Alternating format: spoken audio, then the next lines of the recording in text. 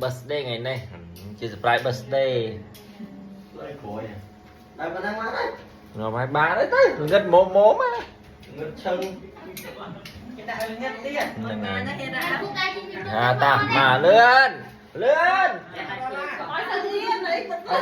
mua mất rồi căn khay mua mà bay buôn rồi nói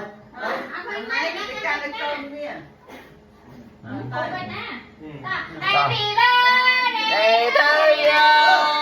Happy birthday to you. Happy birthday to you. Happy birthday to you.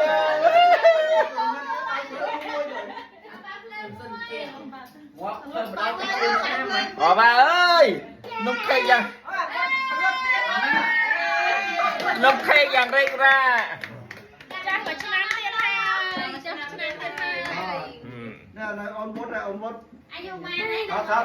Ê, con má chủ là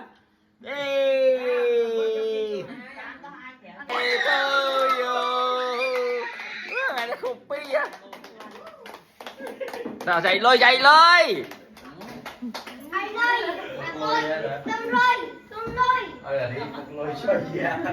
Wow, nghe nè, cô cần ná trên đi, birthday cha birthday thời điểm trong cầm thi. Nhưng từ đấy con bị sốc nhỉ. Nhìn ra con rồi, nhưng bị sốc. Này tí ha. Cứ ăn dốc nào gì.